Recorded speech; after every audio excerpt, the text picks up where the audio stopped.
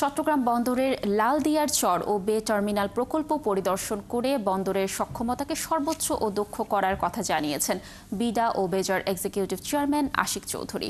বৃহস্পতিবার সকালে প্রকল্প পরিদর্শন করে তিনি বলেন, আমাদের মূল লক্ষ্য বাংলাদেশকে গ্লোবাল ফ্যাক্টরিতে পরিণত করা। তাই বন্দর পরিচালনায় বিশ্বের টপ অপারেটরদের এনে দেশের সীমাবদ্ধ ভূমি ও বন্দর সক্ষমতাকে সর্বোচ্চ ও দক্ষ উপায়ে ব্যবহার করা।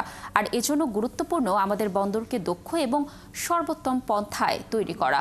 বে টার্মিনাল ও লালদিয়ার চর পরিদর্শনে তার সাথে ছিলেন প্রধান উপদেষ্টার প্রেস সচিব শফিকুল আলম এবং চট্টগ্রাম বন্দর চেয়ারম্যান সহ সংশ্লিষ্ট কর্মকর্তারা।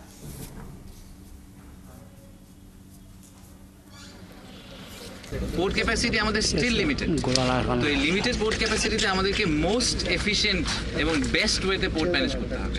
তো বেস্ট ওয়েতে পোর্ট ম্যানেজ আপনি কিভাবে করবেন? বেস্ট অর্গানাইজেশন দিয়ে করাবেন, রাইট?